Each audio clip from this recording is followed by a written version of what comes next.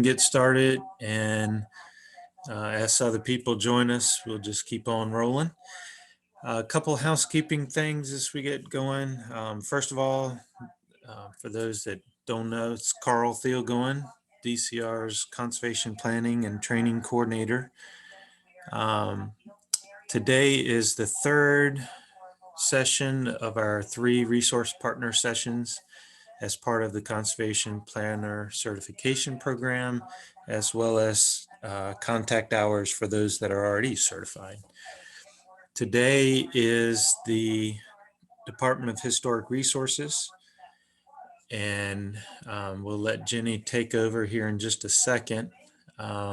If you have questions today, just like yesterday's trainings, post those in the chat box and we'll either answer them there or we'll have Jenny answer them as we go through and take little breaks for questions. And I think that's about it. So unless anyone has any questions right off before we get started, I'm going to turn it over to Jenny and let her get started. Thanks. Thanks, Carl. Hi, my name is Jenny Belville-Merriam.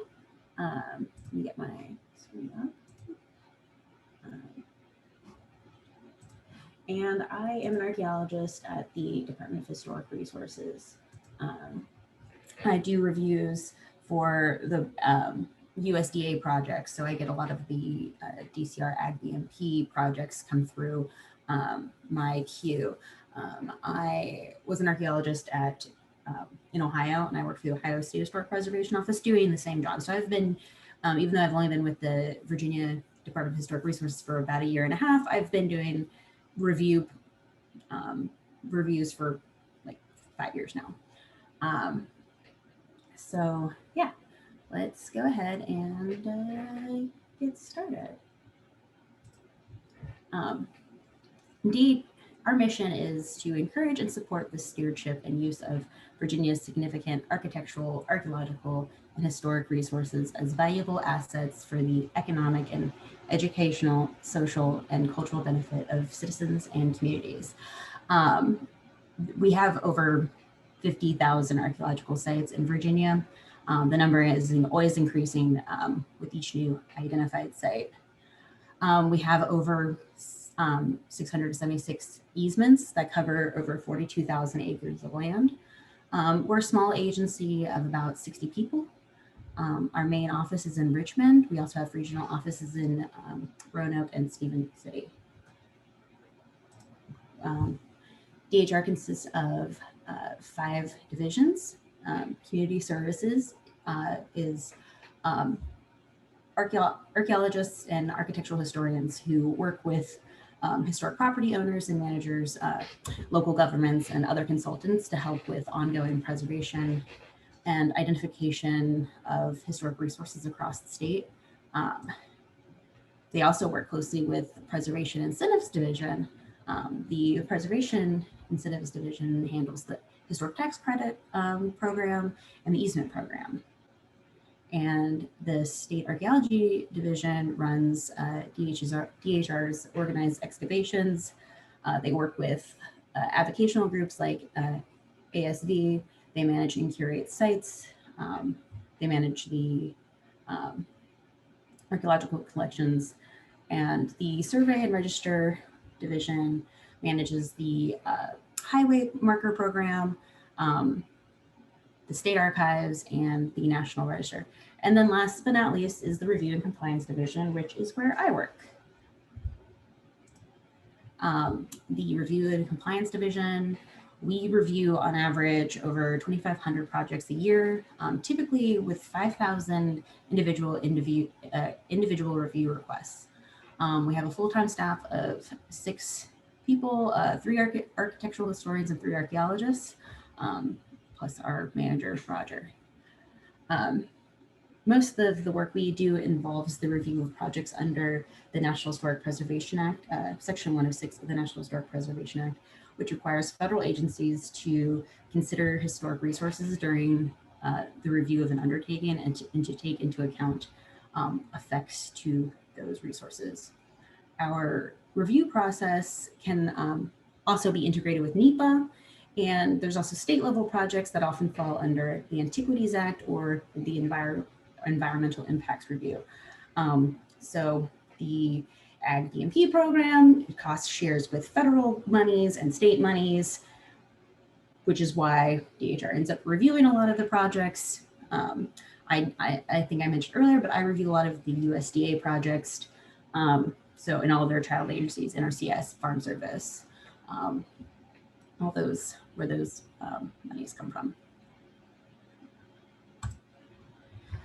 And this is you might have seen this before if you've done any of these kind of trainings before, but this is the typical review process for Section 106 of the National Historic Preservation Act.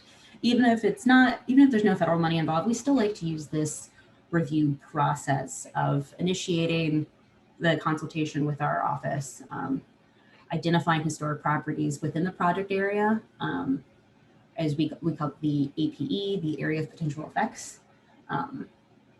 If there are historic properties within that area of potential effect, or if there's potentially archaeological sites in the area of potential effect, we want to assess what the effects of the undertaking or the project will have on those historic properties. If there are historic properties in the area and they're going to be adversely affected, we talk with the applicant and the consultant and the agency to work out a way to avoid, minimize, or mitigate adverse effects. We really want, the first one is we want to avoid adverse effects if we can. And so that is real basic what the review process looks like. Again, the agency initiates the process with our office. They make an effort to identify historic properties in the project area. If there are historic properties in the project area, are they going to be affected? How are they going to be affected? And what can we do to avoid, reduce, or mitigate those effects? And that's the kind of thing you want to think about as you're looking at your project before you submit it to our office.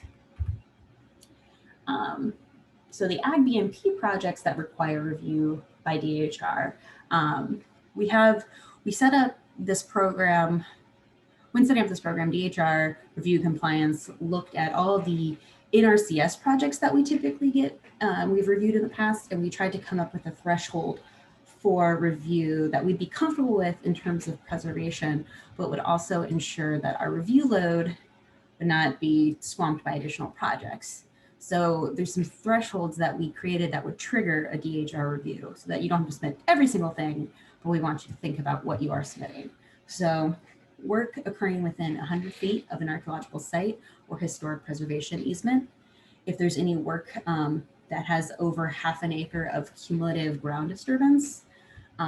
So if your project doesn't fit into one of those two criteria, you don't have to submit to DHR. But again, if it does, then it will be submitted via ePIX to our office for review. So again, projects that are within 100 feet of a recorded archaeological site or historic preservation easement, or projects that have a cumulative ground disturbance of greater than 1/2 acre need to be submitted to DHR. So, once you put in your BMP into the website in your resource concerns tab, if there is something that triggers DHR review, it will show up under Department of Historic Resources, Cultural Resources. The archaeological site number is an alphanumeric code listing the state, county, and site number. So 44 stands for Virginia, the county, and then this is the site number 228. The architectural resource number is a numeric code for county, locality, and resource number. There's which is a third number if it's part of a district or if there's multiple resources, multiple elements in that resource. You'll also have a calculation for your total cumulative ground disturbance here.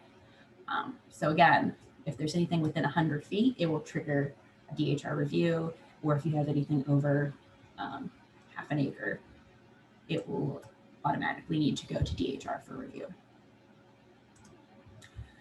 If you get a hit for a resource that is if you get a hit for a resource, we recommend that you first go to DHR's database of historic resources in the state, our VCRIS, which is Virginia Cultural Resource Information System. And you should have access through shared account with one login per district. Well, the reason why we want you to go in and look at the data yourself is so that you can see where the areas, the resources of concern are and what they are. If a project is able to be reworked so that the resources can be avoided, that's what we'd like to see. Like having those ideas in mind. If there's a water line going through an archaeological site, can that water line be moved 100 feet away? If there's a fence, can it be moved around an easement? Things like that are what we want you to consider when you're putting that into your BMP before you submit it to our office. So looking at VCRIS gives you that chance to determine if revisions can be made to the project in order to avoid identified archaeological sites or easements. So yeah, if you can redesign to avoid the resource, that's great. It won't require further review by DHR if it's more than 100 feet away. If it can't be redesigned, then send it to our office.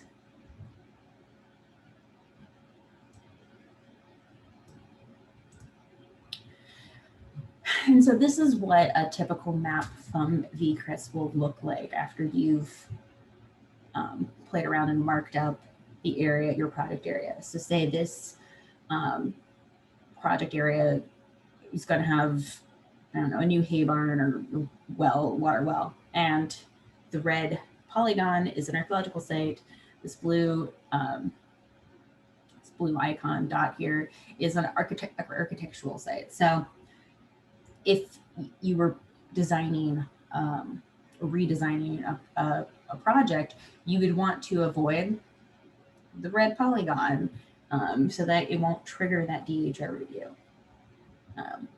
But also keep in mind that these polygons are not exact. Archaeological sites are often bigger than what is drawn on the VCRIS, or they've been mismapped because they were identified 30 years ago. So that's why we have the 100-foot buffer if it's within 100 feet, even if you're not directly in the polygon, we still want to take a look at it. We want to think about it. And if you ever have questions about a project, if you're poking around VCRIS and you see you're close by, but you're not within 100 feet and you still want us to review it, I'm always happy to provide additional guidance on a project.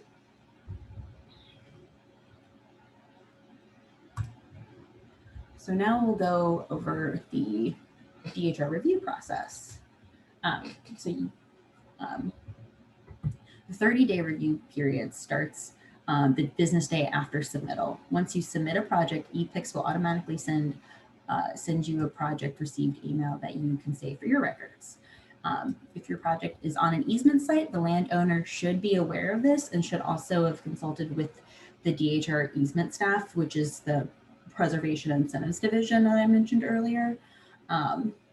It happens a lot more often than you think. A lot of rural farmers actually do have preservation easements on their property, and that is a different review. So if I get a project that comes in and shows that there is an easement in the area, that they need to review that through the easement program as well as the compliance division.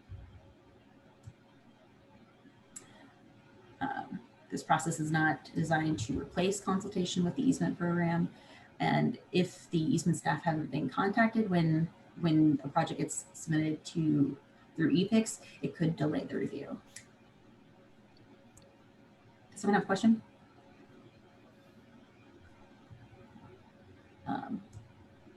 So we've got a couple things. One person has asked if it's possible to speak up a little bit so they can hear a little better.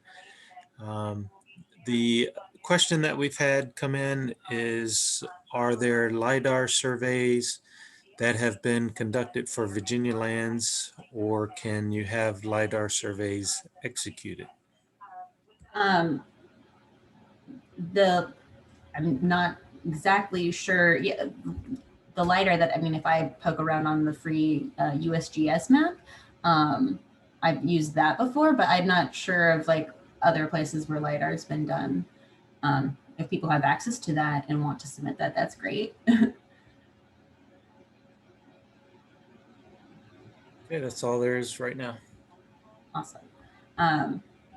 So again, to reiterate, the DHR review process is the user will submit a request for review through our ePIX system. We have a 30-day review period starting the business day after it's been submitted. And this process is not a substitute for review by DHR's easement program. So if the property is under preservation easement, it still also needs to go through a separate review by a separate division. So the requirements for review, ePIX submittals must include the project plan map from the Ag BMP module, the resource concern report from the Ag BMP module, a map output created from VCRIS of the recorded resources, and any corresponding archaeological site forms or architectural survey forms from VCRIS, and then a narrative description of the project. If a project comes in and it doesn't have the maps or either the project plan map or the VCRIS map, I will kick it back as incomplete.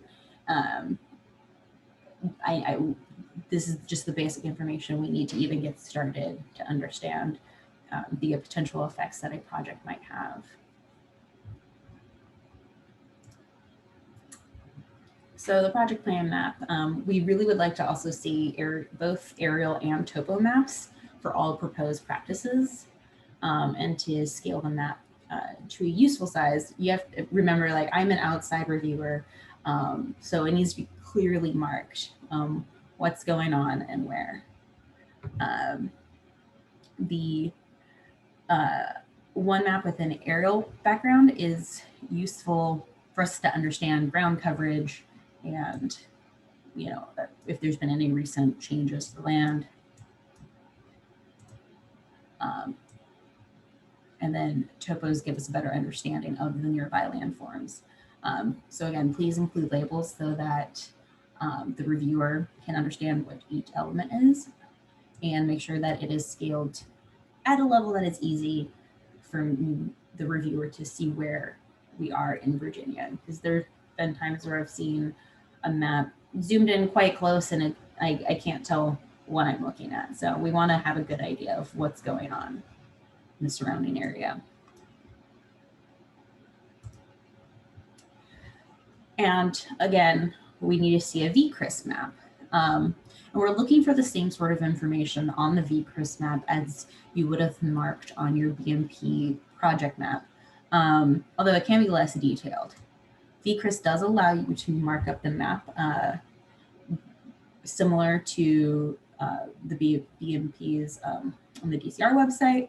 And then marking them up on this map allows it so that the reviewer doesn't have to flip back and forth between the BMP map and VCRIS map to try and figure out, to match things, what's going on. If it's drawn on here, then I can see, okay, the water line and the wells are away from the archaeological site, as opposed to flipping back and forth between the two. So when you're creating a VCRIS map, please make sure to mark it up and show, you know, show something on there that identifies the project area. Again, topo maps in this situation can be useful for understanding the topography when looking at mapped BMPs and historic resources. With topos, you might want to zoom out a bit more than like you do with the aerials, just because the resolution on the topos can be a little off sometimes. It can also help us identify mismatched resources. Many of our early archaeological sites in VCRIS were taken from original paper maps and then digitized. So having things on a topo map just really gives us a better understanding overall of the whole surrounding area. And this is what an archaeological site or architectural survey record looks like. When you're clicking around in VCRIS, you'd want to print one of these off, save the PDF, and include that in your ePIX submittal. And then for the project description, this is one of the most important part of the project submission. It's the narrative description of the work that's going to be taken place. A lot of cases, you know, in these cases, the projects that will, you know, sorry, we want to know the extent of ground disturbance that's required for any of the activities. We want to know square footage, length, width, depth, to the greatest extent possible. So list each BMP, and then be as detailed as possible. A lot of times we'll get things like install fence or water line installation, but we need to know how long the water line is going to be. You know, is it installed with a trench? How wide is the trench going to be? How deep is the trench going to be? Those are questions I need to understand in order to review a project. So again, like, remember that the reviewer is coming into this project cold and with no information about the project. So please describe it with as much detail as possible. ePIX has a series of fields to be completed that walk you through the type of information we'd like to see in a submittal. And it also provides some guidance about what's expected in each field. So like ePIX really does kind of take a lot of that guesswork out, but again, we want you to be as detailed as possible. For the location of the project, coordinates are really helpful. Again, for ground disturbance, length, width, depth. If you know how a project will be installed, please include that. Yeah, as much detail as possible. You can use your project objective and simple BMP report to fill out this information. And then, so after you submit all that, what do you expect to get from DHR at the end of it? Often I will email my response, or I will email a letter. A lot of times the response will be, we agree, no historic properties are affected, meaning that there aren't any eligible historic resources located within the project area. Or yes, there are historic properties in the project area, but they're not going to be adversely affected by this project. So you'll get a no historic properties affected email, or a no adverse effect to historic properties email. Sometimes though, I will recommend a survey if there is potential for archaeological resources, or we know that there's archaeological sites nearby and the project might affect them. We have to have a better understanding on whether or not those historic properties are eligible. So I might recommend a survey, or I might need additional information. A lot of times when a project gives me a little bit of information, but I know there's nearby archaeological sites, I might need to know, like, well, again, how deep is the trench going to be? Can you move it 100 feet away? What's the current condition look like? Can you take some pictures of the project area? That typically is the additional information. Can you show me that this project is not going to adversely affect a historic property? And then the last one is adverse effect. We try and, we want to find ways to avoid adverse effects. So again, the typical response that you'll get from us is no historic property is affected, or no adverse effect. But sometimes we will recommend a survey, or additional information might be needed, or there might be an adverse effect to historic property. And then we would go on to talk about how we can avoid the adverse effect. Can we reduce the adverse effect, or can we mitigate the adverse effect? So if we have any other questions, I'll go into showing what ePIX looks like. Okay, we have a couple questions while you're getting that set up. One question was that sometimes from our system, there's no DHR hits for review. However, in partner programs, there may be a need for review through NRCS, and they were curious as to what buffers and things that NRCS may have that are different from our 100-foot buffer? So NRCS actually has a programmatic agreement that lists activity types that require survey work or review. So NRCS will have a series of activities, and it's not. I think it's still half an acre ground disturbance, or a list of I forget how many activities, but certain activities have potential for ground disturbance, or definitely have ground disturbance, and those will be reviewed. Or the ones that have less potential, then it comes up to how many acres are being disturbed. So NRCS stuff kind of is a little different. It's not exactly like the 100-foot buffer. We created that with the Ag BMP to make it a little easier than creating an entire list of each activity. Like for NRCS, if there's a fire break, that's going to be reviewed. If there's a water line, that's going to be reviewed. But plantings, those sort of things don't get reviewed.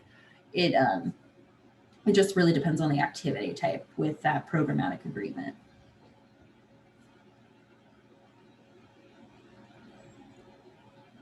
Okay.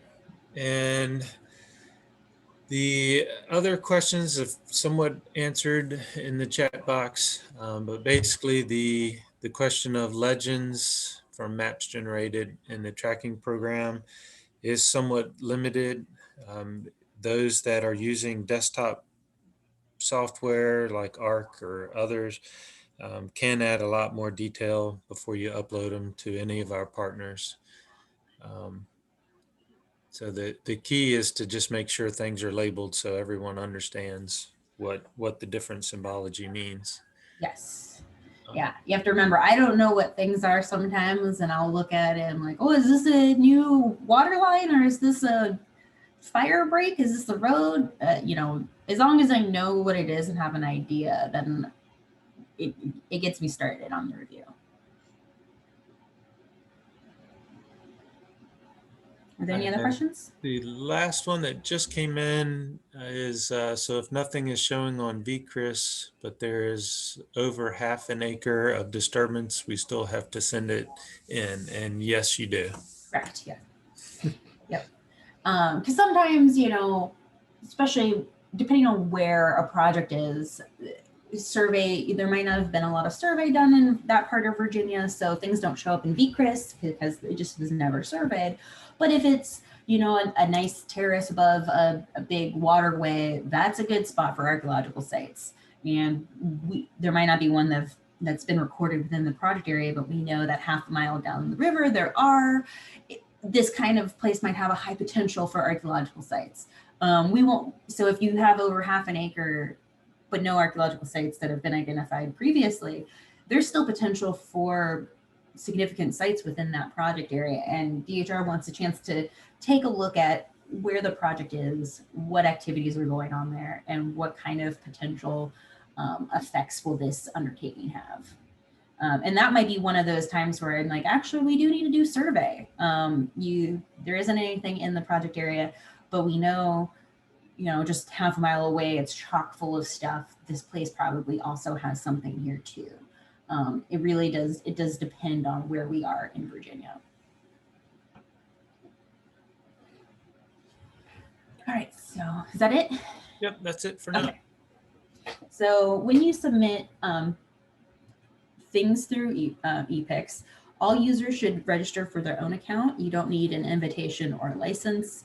It's great because it's an automatic submittal system and you receive confirmation when it gets submitted. You can access all of your past projects too. It is a little wonky, so make sure to save frequently when you're entering a new application. Especially now that we're working remote a lot more, as in mostly working remote, it's easier to keep track of what projects I've received when it comes through ePIX.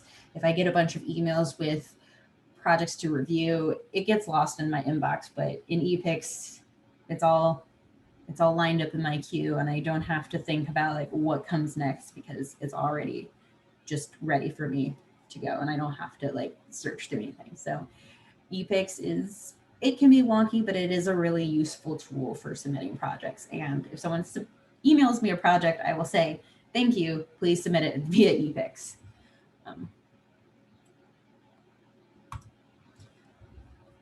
So you will create a new application after you've registered, of course, and you put in your information. This will autofill from your profile. Make sure that all of the information is correct, but it should be whatever you registered as.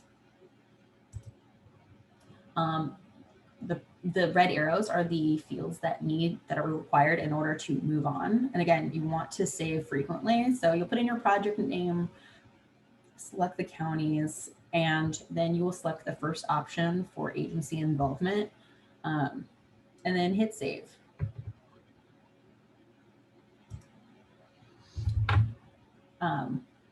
Once you select your agency involvement, there'll be a list of agencies to choose from. For these types of projects, you'll select DCR, Ag, BMP, and then so you'll select it in the list and then hit select again to lock it in. I think that causes trouble for people sometimes. They'll select it and then they'll hit save and then it'll lose everything. So it's like you have to drop down, select your agency, and then hit select again. It is again the program is a little wonky, so you always want to hit save after you have locked in your choices, because you don't want to get through to the end and then it just lose it all, because that's really frustrating. So then section 3, that's your project description and current and past use of the land. The brief description of the work being completed under the project objective.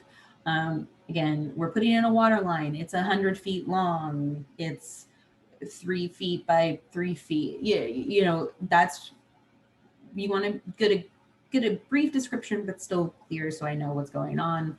The current condition helps if it's a plowed field, it's been used for agricultural stuff for the last 100 years, or it's been timbered, or it was mined. Those kind of that information is really helpful for me to understand what's the current condition of the land. And if there's been any recent modification, they knocked down a bunch of buildings, they timbered the land, that sort of information is good for previous modifications. If there's any buildings that you know of that are over 50 years old within the project area, you'll hit yes or no. If there's any direct modifications to a building that's 50 years or older, please describe that work. If there's an old barn that's going to be demolished and it's over 50 years old, please make sure to put that in this under details. And then for ground disturbance, yes or no. Since it's being reviewed by my office, I'm assuming yes. And then the extent of the activities is where you will put how much excavation is required for each type of practice. So again, length of pipeline, depth, width of the trench, wells being installed. If you know how deep the excavation will be, you'll put that in its depth. This is, really vital that this information gets put into ePIX so that as I review it, I have a better understanding of what kind of disturbance is going to be caused by the activity. The APE, or the area of potential effect, is typically the immediate area of work, but it can also include visual effects of any above ground work. So you'll try to determine whether or not there are any elements of the project that might be visible from beyond the immediate work area, like a hay barn or something like that. It's going to be built. How far can that be seen? Or a big silo. That's going to be the visual APE. So think about that too when you're considering the area of potential effect. Oftentimes, though, it is just where the ground disturbance is going to be, but try to consider any above ground resources as well. The consulting parties and public involvement, typically, I guess, for these types of projects, they're not as applicable, but as you know, working with other federal grants like or other federal agencies like NRCS, there is consulting party involvement that has to be considered. So if there were public conversations about the projects for a different agency and you have that information, you can certainly put that here under consulting parties and public involvement. If you know it's going to come up under the NRCS portion and you already have it, please go ahead and put that in on your ePIX application.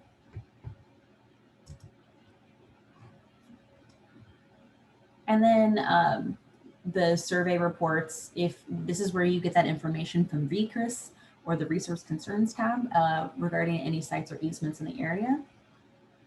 And then you hit save and then continue. And again, I will keep saying it again, save often when it comes to working with ePIX, because it's an older application, and it definitely, especially if lots of people are in it, it can lose stuff, and you don't want to lose your application. So once you've completed the first page, make sure to save and then hit continue to move to the next page.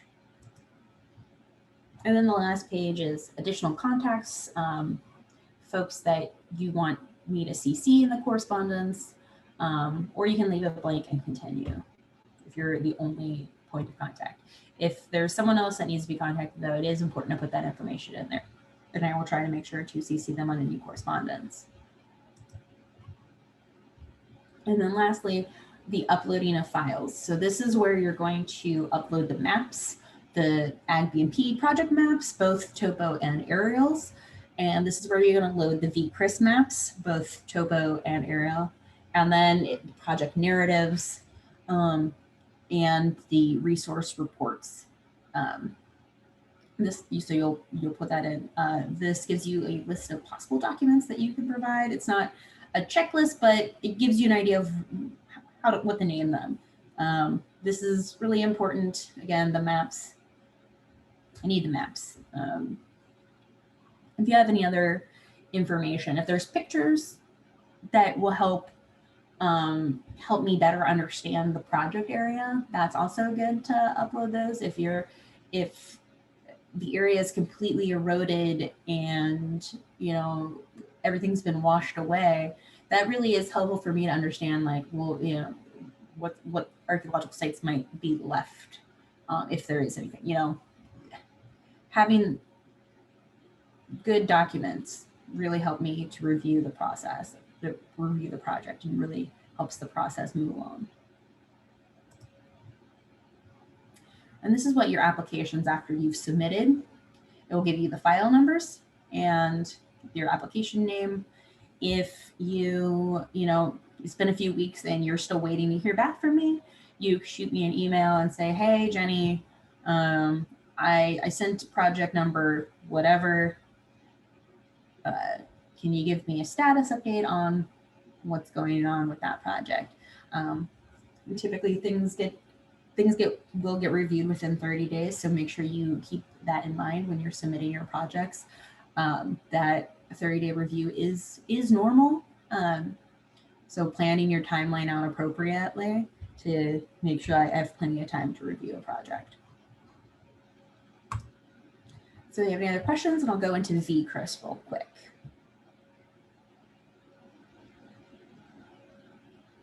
Okay. No questions yet. Oh, no question. All right. So VCRIS, again, that's our Virginia's Cultural Resources information system. And I believe there's a shared account for each district. So you'll check the box, log in like normal. This is the main homepage, the splash page once you've logged in.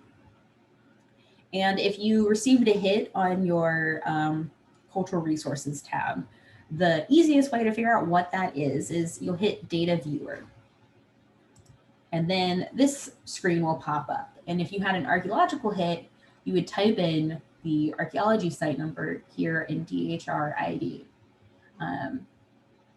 If you had an architecture hit or a preservation easement you would put that in here under, you hit the architecture tab and then put in the DHR ID and then hit search. So if you searched the archaeological site and it popped up, this is what the archaeological information will show up. It was a camp type. It's not been evaluated. Some basic details.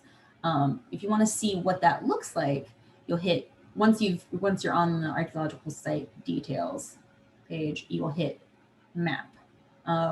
Also, this icon here where it says printer friendly, you will click that and that will create those VCRIS records that you need to attach to your application. So when you're on this page, make sure to hit printer friendly and get the PDF for your resources. So when you're in the map, this is the kind of view you will see.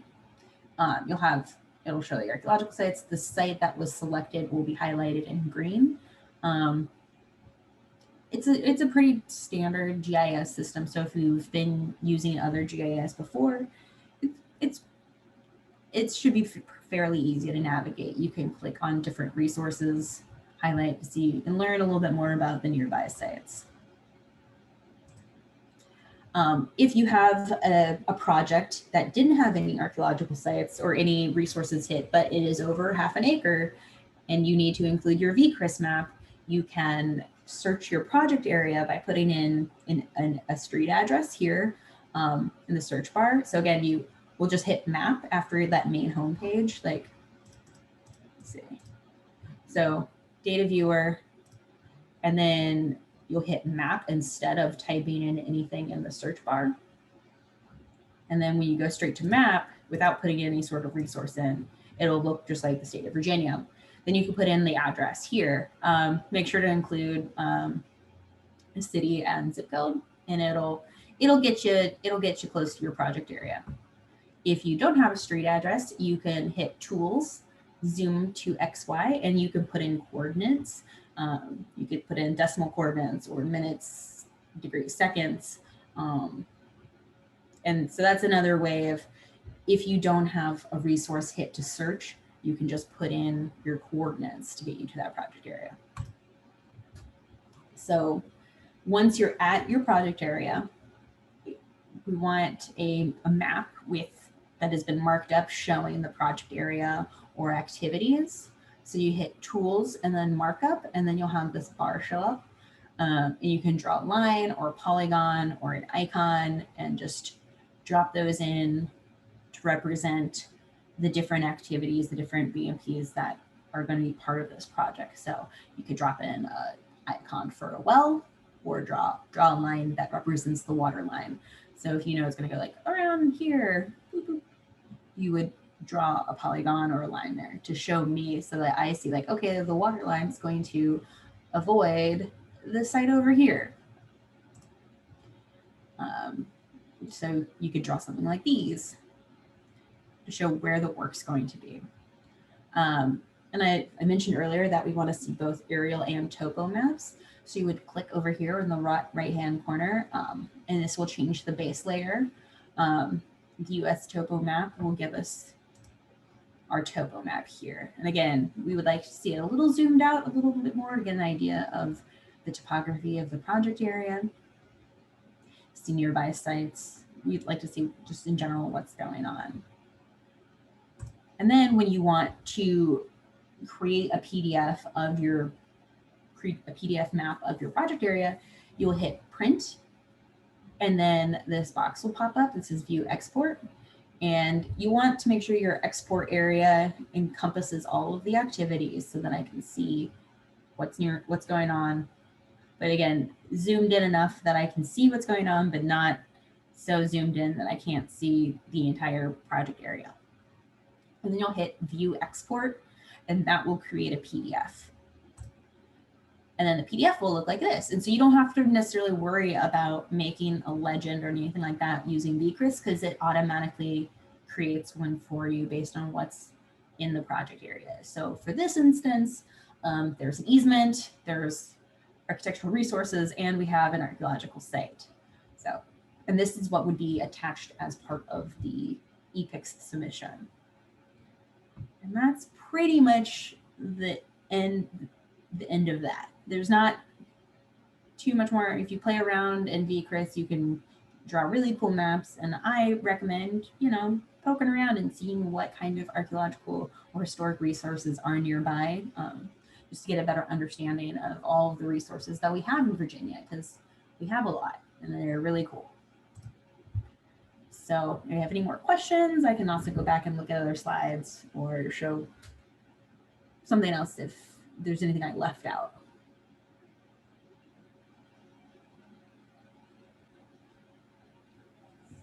Is any other questions? We have none in the chat box right now.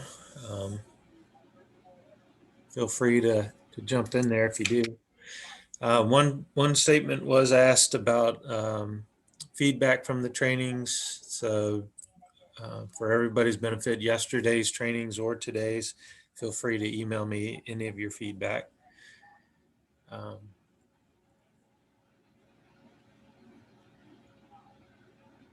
There were some comments a little earlier about different labeling and the tables and things for the maps from our system that you can export out. There are different layers that you can turn on and off and add to your maps. There are not as many options as for the Arc users or any of the desktop software, like I mentioned before. However, it is there that you can play around and kind of adjust your map, make them a little fancier, a little nicer, to help out our partners as they review projects.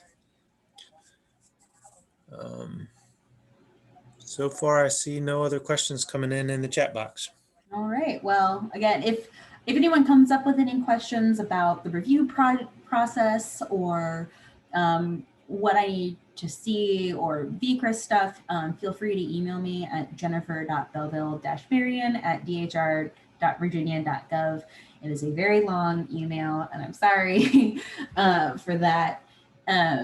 If you have any questions about ePIX, particularly if that application is freezing or not working for you, then you can contact Roger Kirchin, our manager. He handles the ePIX stuff. I can try my best to walk someone through the process, but when it comes to errors or anything like that, Roger Kirchin is the person to contact.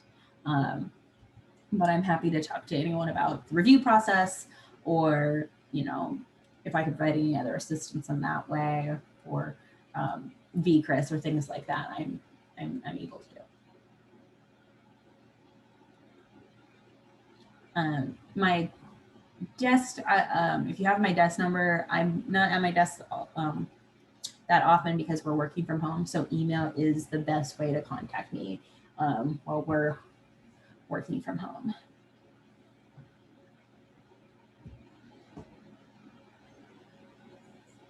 Okay. Just a quick reminder, those that need the nutrient management courses for the training, or if you're interested in the nutrient management certification, there is a virtual training in December, kind of a last call on registering for that.